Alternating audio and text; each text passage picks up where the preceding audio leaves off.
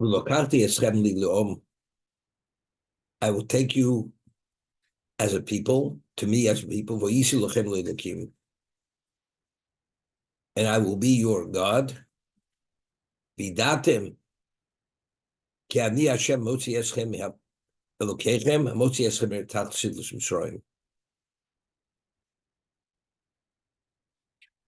And you will know that I am Hashem Elokechem, who took you out of the sufferings of Egypt. It seems to be what the Torah is telling us. When will we know that Hashem took us out? Only after he's taken us for his people, and I will be your God. We read the Makos continuously that since they were revealed miracles, why were they revealed, not concealed like until now? Sometimes the Torah tells us, V'yodu Yisrael kinei Hashem, V'yodu Mitzrayim kinei Hashem. They should know I am Hashem Bekerev Haaretz. Each plague which displayed a greater level of obviousness of divine providence, that's only because Hashem is causing this to happen. Therefore, that was the value and the purpose of the miracle. To know exactly who Hashem is. We find that after the plague of the hail, what did Paro say? It was so obvious that it was the hand of Hashem. Hashem HaTzadik v'ni Ami HaRishoyim. God is the tzaddik, I, my people, are the evil ones. That was the level of recognition by the person who was the height of paganism. The king who actually rejected Moshe. He says, "Be Hashem Hashem L'Kolo." Who is Hashem? Hashem heed his voice. He had said last week when Moshe had presented his credentials. Who is Hashem that I should listen to him? And if you remember, we once discussed that when Moshe originally had said, Hashem Elokei Yisrael Shlochani Aleichem, he says, Hashem Elokei Yisrael Shlochani Aleichem. He said Yud Kei Vov Kei. Hashem Elokei, Yud Kei Vov Kei Elokei Yisrael. He refers to God as the Elokei Yisrael, Shlochani Aleichem, Shalach Abivi Avduni. Send out my people, let them serve me. So what was Paro's response? Mi Hashem Hashem Makolo. So the Midrash tells us he took out his book of encyclopedia of all deities, and he says to Moshe Rabbeinu, he's not listed. That you're presenting yourself as a representative of Hashem Elokei Yisrael, he's not listed. So then Moshe Rabbeinu says, Elokeo Ivrim Shlochani Aleichem. So there's a change. When he first presented himself, he says, Hashem Yudke Vovke Elokei Yisrael. He refers to the Jewish people as Yisrael, Shlochani Aleichem. And then when Paro rejects it, and he says, who's this Yudke Vovke? He says, Elokeo Ivrim.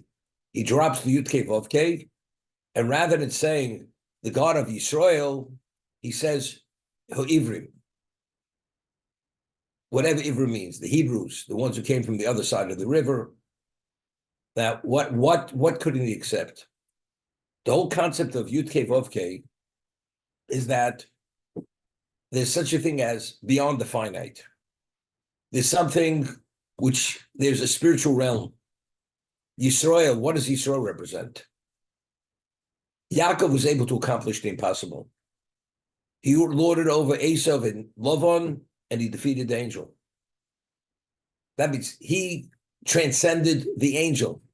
That's Yisrael.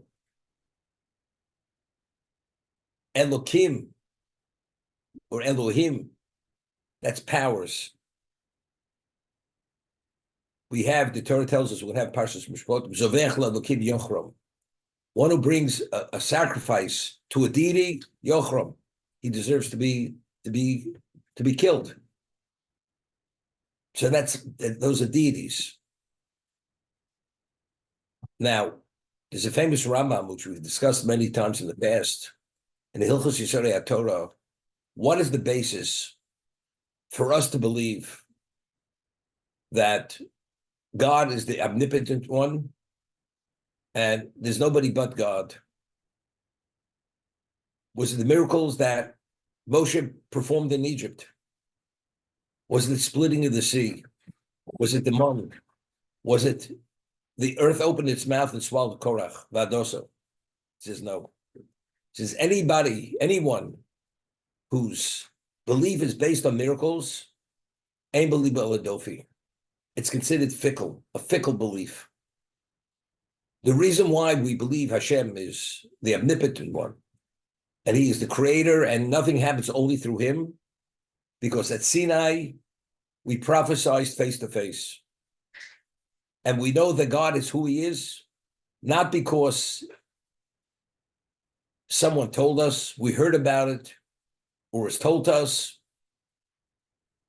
Einenu v'lo we saw with our own eyes. Oznenu v'lo acher, we heard with our own eyes. We heard that 10 commandments. That's how we know that God is God. Yud Kei Vav Kei, it's only because of that, face to face, the prophesizing the wake state, that's how we know God is God. Otherwise, you could say you deluded yourself. So meaning like this, for the eternity of the Jewish people, God's existence could never even come into question. Maybe you made a mistake. Maybe you passed judgment too quickly.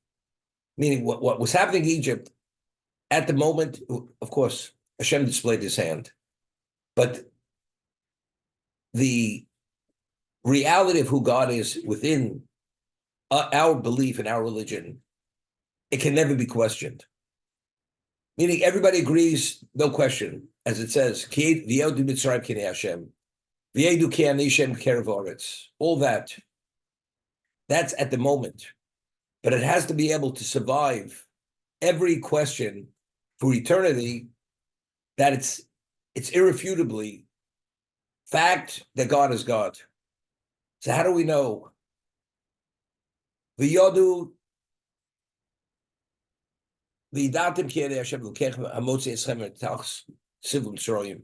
When will you know irrefutably that I took you out of Egypt? And nobody can actually claim maybe it was a misreading.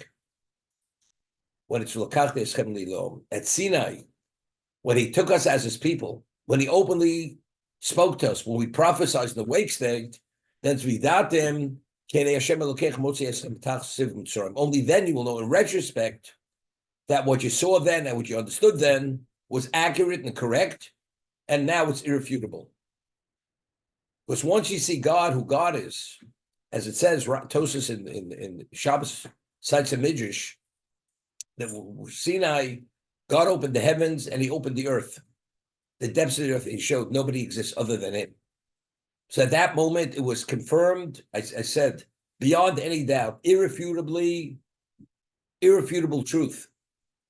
Yud Kei Vav Kei.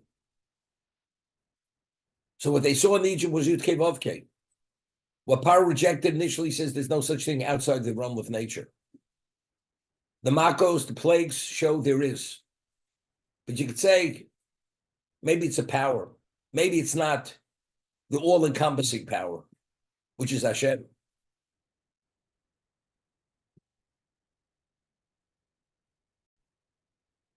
Yom od Elokim el Moshe, Kosomar el Bnei Yisrael, Hashem Elokei avosechem. You should say to the Jews, Hashem Yud Kei Vav Kei Elokei avosechem, Elokei Avram, Elokei Yitzchak, Elokei Yaakov, Shlachani Alechem, Zeh Shmi La'olam. This is my name forever. Zeh Zichri L'Dover Dor. And this is my remembrance from generation to generation. So Rashi cites the Medrash. The word La'olam is written with the Vav deleted. So without the Vav, it can be read, without the vowels, it can be read La'aleim. Yud Kei Vav Kei, we pronounce it as if it's written Aleph Dalet Nun Yud, Adni. We don't pronounce it based on the vowels of Yud Kei Vav Kei. So Rashi says, Chosevav Loma Halimeu Shli Kori Kiksovo. You should conceal it. It should not be read as it's written. So Yud Kei Vav Kei we pronounce as Adni. What does that mean? It's La'aleim. We accept it as what? As God is infinite. But to be able to fathom the infinite, It's not possible. So when you articulate something, when we say something, it's something that we are able to internalize the reality of what that is. You can't. It's not possible. Because finite cannot comprehend, cannot fathom something which is infinite. So Yud-Kei Vav-Kei is La'aleim. You don't pronounce it based on Hoya Hoviyah. It's Adni, he's the master. That's the way it's pronounced. At Sinai, that we prophesied the wake state, which we went beyond our limitation of human capacity, then we saw the Yud-Kei Vav-Kei. God showed us nothing exists outside of God himself. The world itself is based on his willing the world. It's not God who exists within existence, but God is the basis for existence. And that's how we always mention him, Reb Chaim Volozhiner. Nefesh Chaim, Hashem is referred to as Hamoko. The world is not God's place. God is the basis for the world. Therefore, Hashem is the Mokom. Hu Makomo Shalom. Eino Olam Makomo. The world is not his location, but he's the location of the world. Location means he is the basis why the world exists. And if you cease willing the world even for a moment, existence doesn't exist any longer. It reverts back to pre-creation.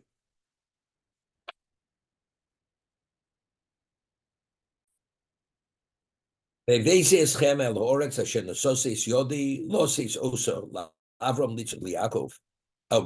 you to the land that I had promised.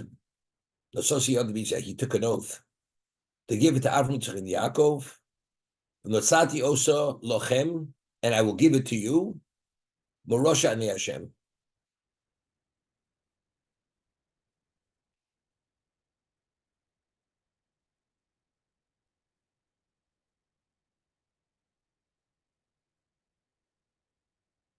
So over here, there's an interesting Balaturim. What is a Yerusha? A Yerusha is inheritance. Factually, the people left Egypt, right? They never saw the land. Anybody who left Egypt at the age of 20 did not merit to go into the land. So what does it mean? Yerusha means you have it. It's yours. You've received it. Morosha means it's yours to pass on. I mean, the people left Egypt, it's theirs, but who's going to actually have the inheritance? The children. That's the Morosha. So Hashem is already foretelling that these people are not entering into the land. We'll see in a moment why. He's alluding already there's going to be a Chet HaMeraglim. And they're not going to be worthy to go in. So it's Morosha. Grammatically, it's to give over. Yerusha means you are the heir. Here, they are the heirs only to pass it on to the next generation, to their children.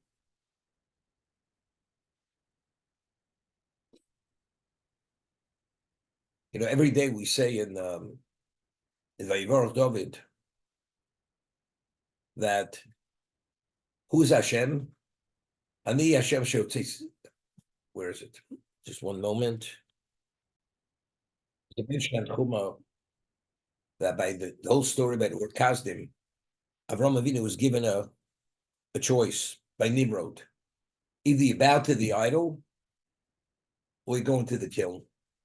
Avram says, I'll go into the kiln. I will not bow to the idol. So Midrash says, Hashem said to Avram, if you go into the kiln, then you'll be like a wall that deflects every encounter, every battle. You're able to deflect it. You'll become an eternal, your value will be eternal. But if you do bow to the idol, then you'll be like a plank of wood which has something painted on it, which over time ultimately will be smudged.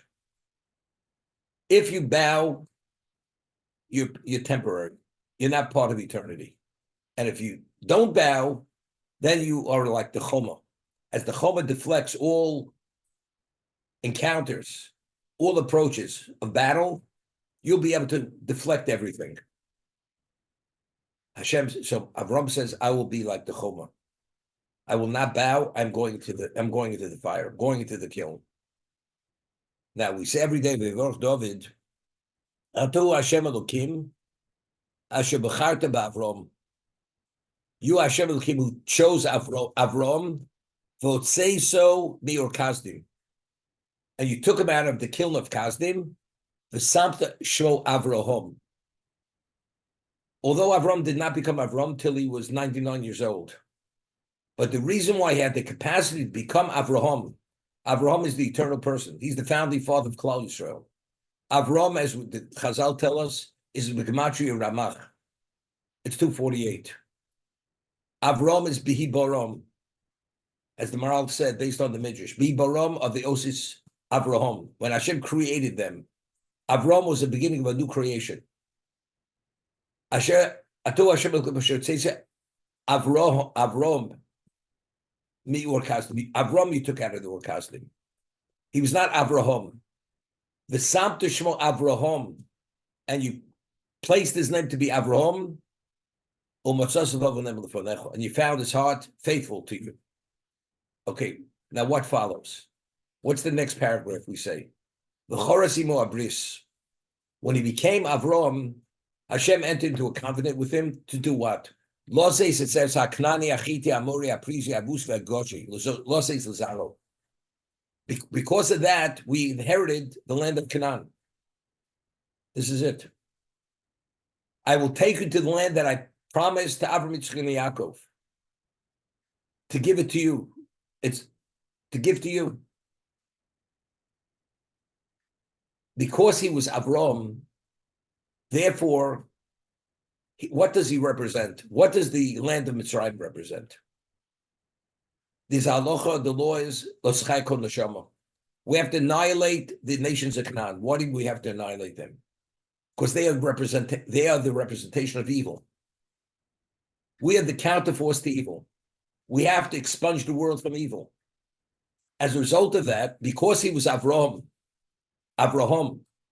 he established himself as the representation of good in the world, and he merited that he is the objective of creation, that his children will stand at Sinai. As a result, because he went into the kilt, he became Avraham, because he did not bow, and he's the Choma. Choma means he deflects everything. So therefore, we're saying over here, because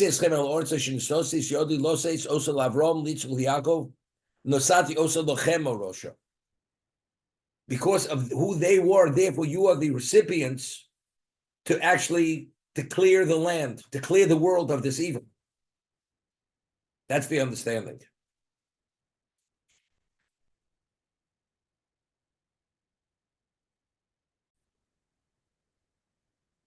Why was the Hashem's setup of the history of the Jewish people such that he destroyed the Egyptians and we had to clear out Canaan, as opposed to because of the evil perpetrated by the Egyptians on us, we would have destroyed the Egyptians and Hashem would have cleared out Canaan. Okay. When we left Egypt, we were only at the 49th level of impurity because originally we made a bad choice. We chose to stop circumcising ourselves. And it was a slippery slope. We went from the ultimate level of spirituality to the abyss. And we went to the level of nearly going to spiritual oblivion. Hashem had to take us out at that moment. Potentially, we had the ability to rise again. And that was the 49-day trek from Egypt to Sinai.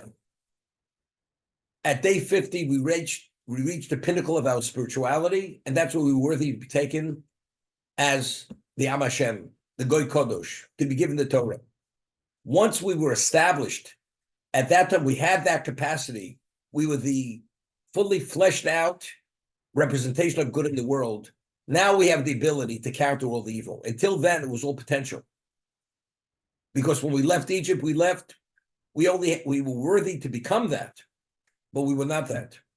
So the only one who could actually destroy Egypt was only Hashem himself. The plagues, and ultimately they went into the sea, and they were totally wiped out. Not a trace of what power was and what the power of Egypt was. And from that time going forward, Egypt was history. It was no longer the height of power. After Sinai, that we were the Am Hashem, we are God's representation in existence, eternally be taken as that. What is our purpose in existence? It's to counter evil and to subdue it and ultimately to eradicate it.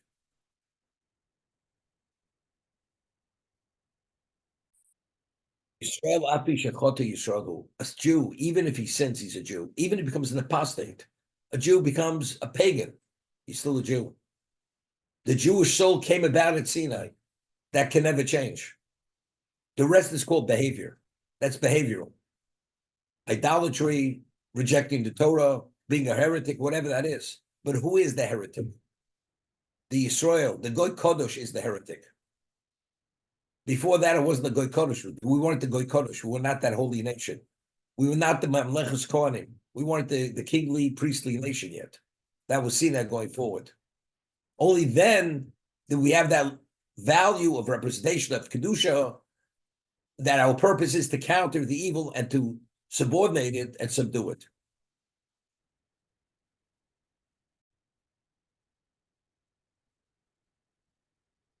Moshe Cain el Bnei Yisrael. Moshe spoke as he was told to Bnei Yisrael, "V'lo shama l'Moshe, mikotzer ruach u'me'avoda kosher." They did not listen to Moshe because they were short-winded, and the heavy work, the workload that they had to meet the quotas. Because they wouldn't have met the quotas, they would have been tortured, beaten to death. So as much as they believed that Moshe was the Redeemer, they said, it's not for now. Our priority is we have to exist. We have to survive. Okay? Let's see Rashi. Lo shama Moshe lo kiblu tanchumim. Although he spoke in the name of Hashem and they believed, and they heard the four expressions of redemption, they didn't have the capacity to be consoled. Because of ruach, what's kotzer ruach? Short-winded. Kol mishu meitzer, a person who's in the state of suffering or like emotional pain, you feel overwhelmed. Rucho nishimoso katsora. Then yochol harich nishimoso. A person, let's say you're winded, you can't breathe. It's beyond your capacity. The Jews were beyond that capacity in terms of their physical state. Korvlin is there Shemati Parshasu Miraborach.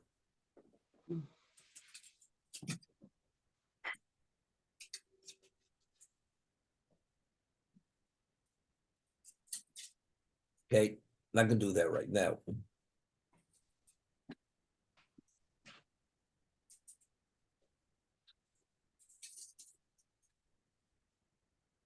So over here, the Sepharno, we take a look at the Sepharno, Lo Shomu Moshe. Lizbone B'Chozer. Now, very often, we understand things, but unless you reflect, without reflection, unless you at a certain special level, you can't internalize something. To be impressed, to be impacted, you have to have a degree of reflection. That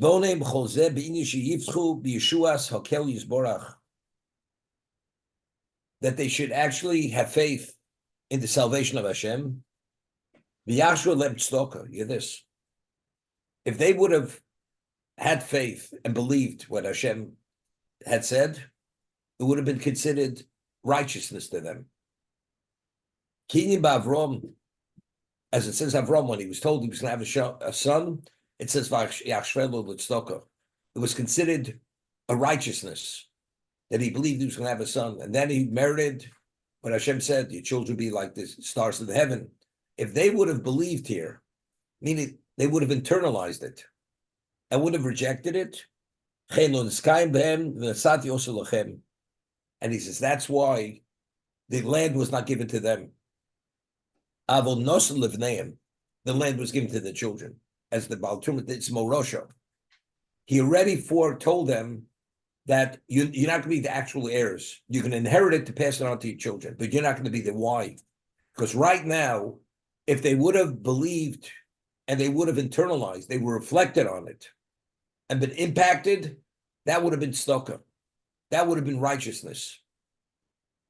That would have been at a special level. And in that merit, you would have inherited the land. But because they did not, that's the reason why they weren't worthy. So why did they have the challenge in the Meraglim? According to this, the reason why they were challenged with the Meraglim It's only so they should not go into the land because were not worthy because at this moment they needed that merit. This would have been the merit. As Avram had the merit that he believed when he was told he was going to have the son, although he was only 99 years, he was 99 at the time. And it says Vayasher lo tzedakah. Here also, it would have been considered tzedakah, and because they did not merit to go into the land for that reason.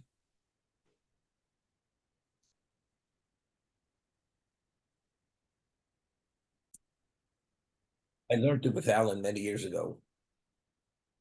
He says, why didn't they have the capacity to accept it and to internalize it? So he says, because they were not B'nai Torah. The Torah was not given to them yet. And he says, because if you have Torah, Torah gives you a depth and breadth of capacity to be able to relate to things, and it causes them to become realities. It's called Harchavas Halev. The Gemara tells us in Tainus, it's a Rashi, the way he explains the Gemara, that a person who's a young Torah scholar, he's called a Tzurmi Rabbanon, survey like a well-weathered Talmud Chacham, although he's young. When he sees something being done which is contrary to the Torah, he gets angry. It really ruffles his feathers. Why? Because the Torah is like fire. Kol dvar keishnu Hashem. The Torah is like fire because he has fire in the belly. And therefore, you should give him the benefit of the doubt. What does it mean? It says, Rischa doraisa rosa. The fire of Torah is burning within him. So Rashi explains over there that when a person, because he learned Torah and he has Torah within him, when he sees something, it says he has harchavas halev. He has this broadness of heart, this depth of understanding. And the way I explained it always, let's see a person has a constituent in the shul, and he goes, he's not really careful with kashrus, with dietary laws. He eats not kosher. And he eats the not kosher in the presence of the rabbi, the Rav. And the Rav sees him and says, what are you doing to yourself? He says, Rabbi, take it easy. It's not such a calamity. It's not so terrible. The rabbi sees, the Rav sees it as disastrous.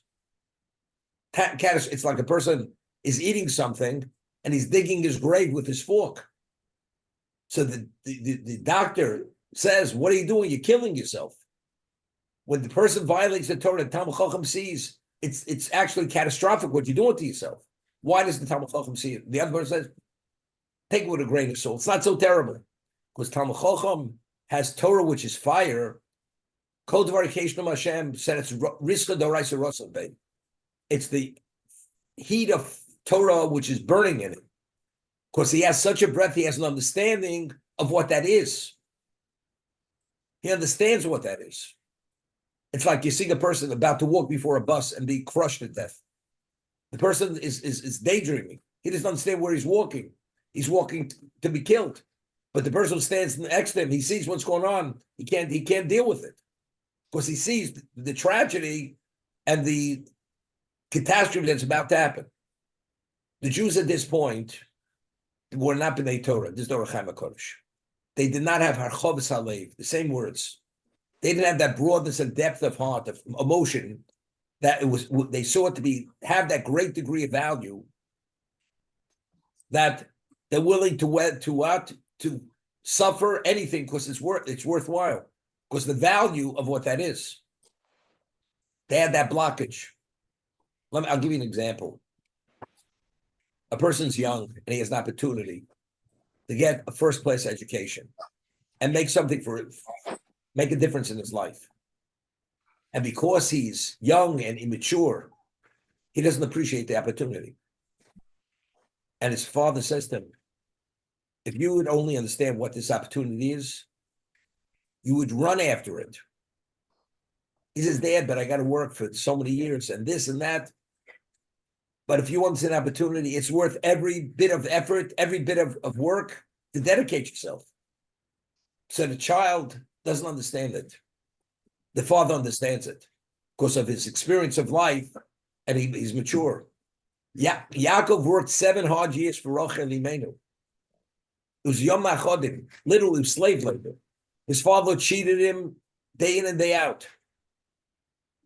But it was Yom HaChodim. The 7 years were like a few days. How's it possible? Because Yaakov understood the value of Rachel Imenu. She's the matriarch of the Jewish people. If you understand that, whatever you have to pay, it's a pittance for what you're receiving. But you have to have an understanding of what the matriarch is, what it means to establish the Klal Yisrael. That you have to have Hachov Salev. Yaakov being Yaakov Ishtam Yoshe B'Holim, he personified Torah. Because he was that, therefore he had that capacity. So therefore he could weather every storm. And he could deal with every issue. No matter how difficult was it, it's nothing because he understands the value of doing the right thing and accomplishing. The Jews did not have this here. And therefore, as a result of that, Lo Shomer Lo Moshe B'Kol Ruach. Hashem gives you the 4 expressions of redemption. How do you not embrace it and grab it? The answer is they were shut down. They were blocked. Because they were not yet B'nai Torah, therefore they didn't have that expansion of mind, emotion, and depth of understanding. Therefore they said, not right now, maybe later.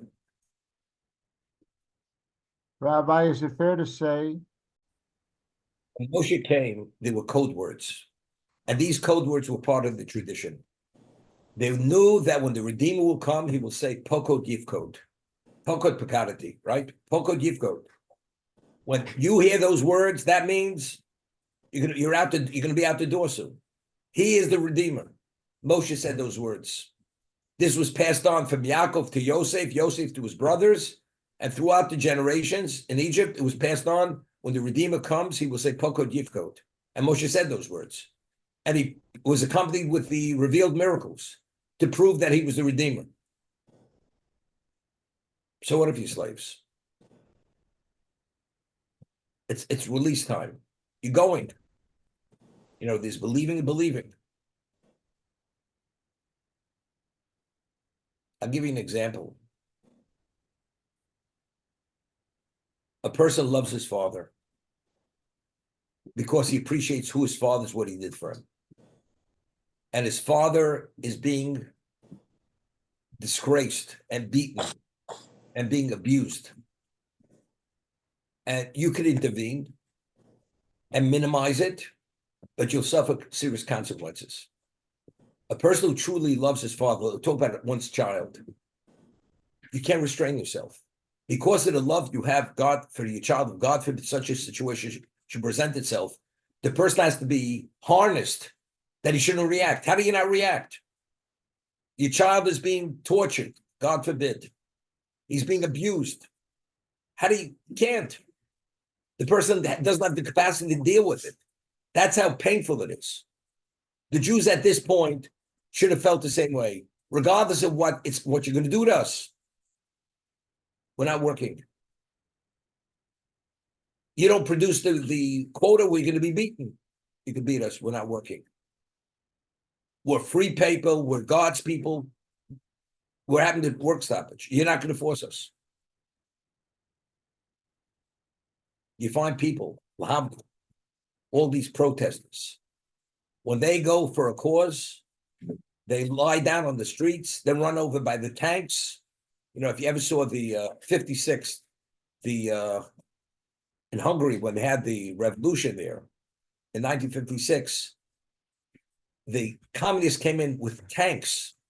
They lie down in the streets and people were just run over by the tanks to be able to bring about this revolution. People willing to die. That's how much they wanted that freedom. And they knew they would die. Doesn't make a difference. It's worth dying for freedom. Lahavdil. If you really understand what this is, regardless of what the consequence is, you don't work. You don't go to work. You have that work stoppage. Because you heard the 4 Dal L'Shani Gula. And it's about to happen. Moshe, we're not ready for it yet. Okay. If you're not ready, you don't have the merit to weather all the storms in the future.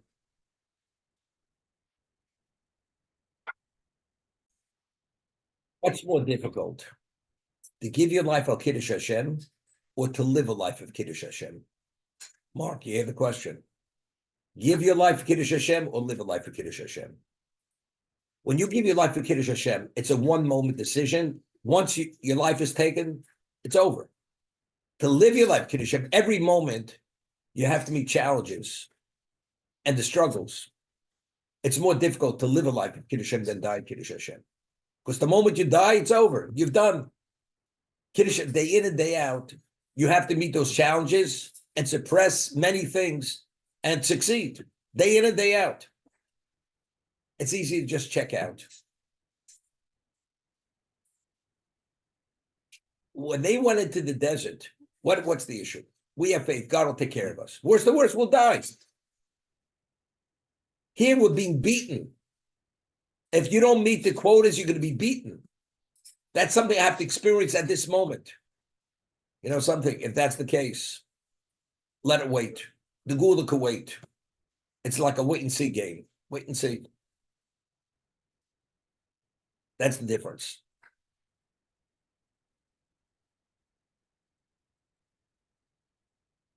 See, faith is nothing. Let's say you don't have a nickel in your pocket. And your father says, don't worry about it. I'll take care of you. I have it. And you have trust in your father. What are you worried about? Hashem says, go into the desert. But desert is unplanted, it's uncharted. Hashem says, I'll take care of you. That's something positive. What about you're going to be beaten? There was not beaten. There was being provided for. Hashem says, I'll provide. I'm not worried. God will provide. If he tells us to go into the desert, he's going to provide. That's trust. I trust you. Here, he didn't say he wouldn't be beaten. Paro said, if you don't produce the quotas, you're going to be beaten. As a result of that, they said, you know something, we're not ready for it yet. What do you mean? But Moshe is the Redeemer. You heard the 4 expressions of Gula. And if you'll be beaten, so what? You got to prove yourself. Because they didn't prove themselves, they didn't merit, they weren't worthy, and therefore they didn't go into the land for that reason. So is it a failure? I'm sorry, you're still recording, Rabbi. So is it a failure like with Noah, who wasn't able to convince the people to do tshuva